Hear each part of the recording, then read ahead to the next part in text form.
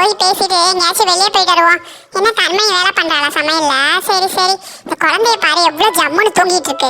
அக்கா அக்கா. சொல்லுடி, என்ன ஆச்சு? இப்படி கத்திக்கிட்டே வர, என்ன ஆச்சு சொல்லு.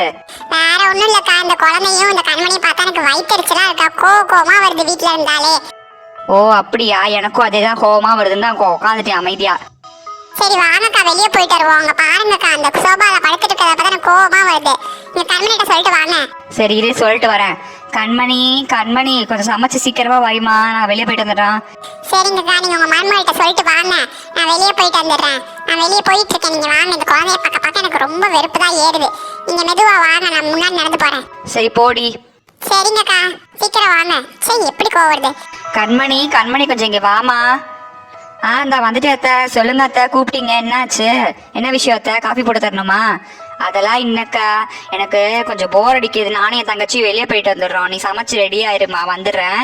வந்து சாப்பிட வரேம்மா. பார்த்துக்கோ, நீ மட்டும் தான் இருக்க வீட்டில், பூடிக்கோ வெளியே. சரிங்க அத்தை.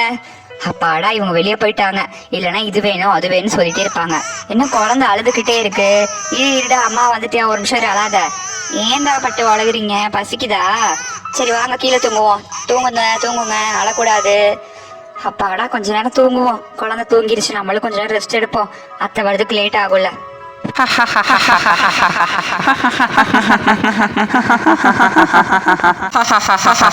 கண்மணி, என் குழந்தைய எவ்வளோ நல்லா பார்த்துக்கிட்டு இருக்க நீ. எவ்வளோ கஷ்டங்களையும் மீறி என் குழந்தைய எவ்வளோ நல்லா பார்த்துட்டு இருக்க. என் குழந்தை எவ்வளோ நல்லா வளர்ந்துட்டு இருக்கு பாரு. உன்கிட்ட என்கிட்ட இருந்தாலும் என் குழந்தை இவ்வளோ நல்லா வளராது. ஆனா கண்மணி, நீ நிறைய ஆபத்துக்களை இனி சந்திக்க போறமா. அதெல்லாம் என்ன இப்படிதான் நீ கஷ்டப்பட தவிச்சுடருவியோ. இவ்வளோ நல்ல பொண்ணுமா கண்மணி நீ. உன்னைய மாதிரி இந்த உலகத்துல யாருமே இருக்க மாட்டாங்க. சாச்சாச்சு, அந்த கடவுளோட உருமாறமே நீ வந்திருக்கமா. நல்லபடியா என் குழந்தைய பார்த்துப்பேன்ற நம்பிக்கை இருக்கு. ஆனா என்ன, இந்த வரப்போறத்துல காலகட்டம் 1 மாசத்துல உனக்கு பெரும் ஆபத்து இருக்குமா. அதனால உதவி செய்யவே முடியாது. காலம் என்னை இங்க வரவிடாது உங்க வீட்டுக்கு. இந்த அம்மன் தாய் தான் உன்னைய காப்பாத்தணும்.